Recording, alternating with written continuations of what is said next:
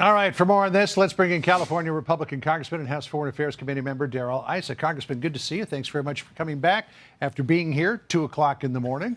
You're doing yeoman duty here. I want to play a little bit more of Tim Kaine, because he does seem to be shouting from the rooftops that the president should have gone to Congress first. It's an empty rooftop, though. Just Friday night, the Israeli foreign minister said that its bombing campaign over the last 9 days had set back the Iranian nuclear program by at least 2 or 3 years. There was no imminent threat to the United States from this nuclear program. It was an offensive war of choice by a president without consultation with Congress. What do you say, an offensive war of choice without consultation of Congress? Well, you know, it's always what the other side says. They didn't say it when President Obama acted against Libya. That's a partisan statement. How many cruise missiles did Bill Clinton fire into Afghanistan without getting congressional? Well, he actually had about 5 different places over his career he did it. He was very much an activist. But I think your point about cruise missiles is important. These are not ground troops. We're not entangled in a war.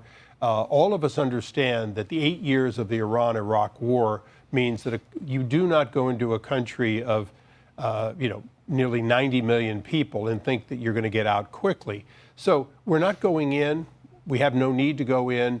The president is not trying to do regime change. He's made that clear. He is trying to change the regime's way of doing business for the first time in a real meaningful way since Reagan. You know, there is a lot of concern about regime change, though, and what might come next. I went to dinner on Friday night with a couple of Iranian friends. And that's the one big thing that they worry about is if the ayatollah were to fall, what replaces it? Joaquin Castro had those same concerns. Listen to what he said. If the government of Iran collapses, we could have a repeat of what happened with Iraq. Al-Qaeda and later ISIS essentially franchised across the Middle East and parts of North Africa, and the threat of terrorism, at least for a while, became even greater because of that.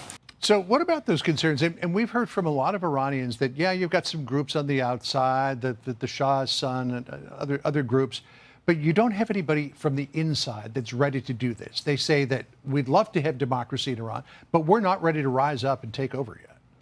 Well, I think that's simply something you hear from people who are assuming that the status quo is acceptable. No. They hate the status quo. No, well, you hear that, but I've met with all the groups, the Shah's groups, MEK, and other groups.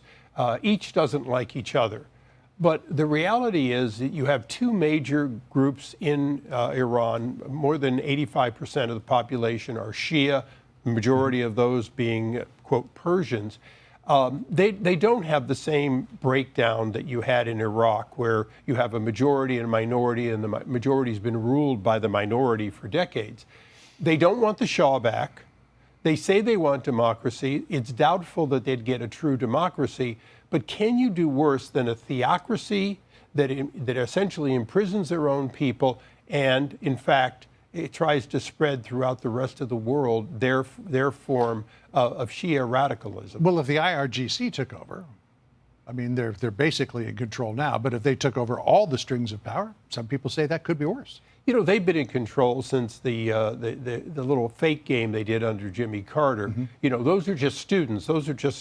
The reality is the same group of people have been in control. They use a president by title and an ayatollah, and they have all this claim of separation. The fact is, it is a group of, call it 5% or 10% of the population that are radical Islamist. They're already in control. So could we do as bad? Of course, something bad could happen. But do the people of Iran deserve an opportunity? Yes. Have they risen up by the hundreds of thousands and millions, time and time again, only to find themselves being killed in the streets and the West not coming to their aid? So as we try to change this regime's behavior, the hope is that, yes, they may rise up and they may be successful. But the plan by President Trump, very wisely, is to change the behavior of the regime. In 1987, when they last threatened to and did close down the straits, Reagan went in and he sunk their navy, killed their admiral. It wasn't a big action, but it was big enough to change their behavior for a number of years. Well, we'll anxiously anticipate what comes next. Congressman, thank you for coming back again. Absolutely. Really appreciate it. We'll have to get you a cot in the green room. Thanks. I'm Steve Ducey. I'm Brian Kilmeade. And I'm Ainsley Earhart. And click here to subscribe to the Fox News YouTube page to catch our hottest interviews and most compelling analysis.